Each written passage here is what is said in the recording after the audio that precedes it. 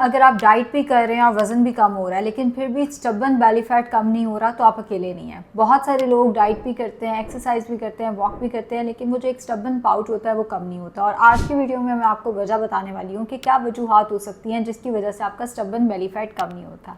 अस्सलाम वालेकुम, मैं हूँ क्लिनिकल डाइटिशियन आयशा नासिर और आज की वीडियो बहुत इंपॉर्टेंट होने वाली है। आज की वीडियो उन लोगों के लिए जिन्होंने हर हर्बा इस्तेमाल करके देख लिया है लेकिन जो लोअर टमी है या जो स्टबन बेली फैट है वो उसको रिड्यूस नहीं कर पा रहे। और अगर आपका भी ये प्रॉब्लम है तो आपको ये वीडियो एंड तक ज़रूर देखनी चाहिए ताकि आप आइडेंटिफाई कर सकें कि किस वजह से आप अपना बेली फैट कम नहीं कर पाते। सबसे पहली मिस्टेक है सिर्फ वॉक पे डिपेंडेंट होना। बहुत सारे लोग मुझे कहते हैं कि हम डेली 20 से 30 मिनट वॉक करते हैं लेकिन वो जो बेली का एक पाउच है वो कम नहीं होता। सिर्फ वॉक आपके बेली फैट को कभी भी कम नहीं कर सकती, स्पेसिफिकली फीमेल्स के केस में, क्योंकि बेली फैट आता है आपके लाइफस्टाइल की वजह से, आपके शुगर इनटेक की वजह से, आपकी हार्मोनल प्रोफाइल की वजह से।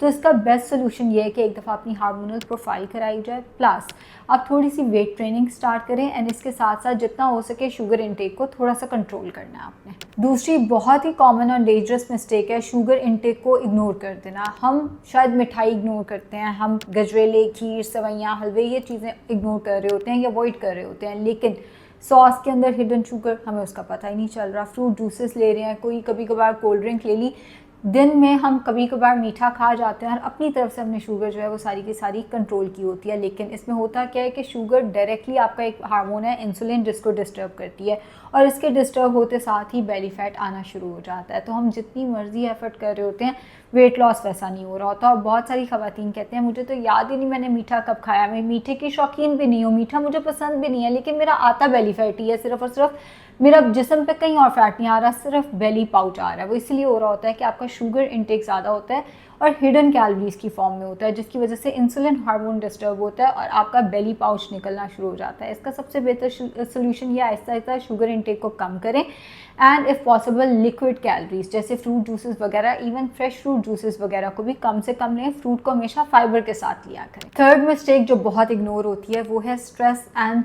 Poor sleep. बहुत सारी खवातीन वो वैसे बहुत अच्छी डाइट कर रही होती हैं लेकिन हर वक्त टेंशन में होती हैं। और एक तो होती है वाकई कोई टेंशन, जैसे फाइनेंस की टेंशन हो सकती है या वाकई लाइफ में कोई स्ट्रेस। एक होता है जो हमने अपने ऊपर एमी टेंशन, उसने ये क्यों कह दिया, उसने ये क्यों कर दिया। जितना हो सके खुश रहने की कोशिश करें, लोगों को इग्नोर करने की कोशिश करें।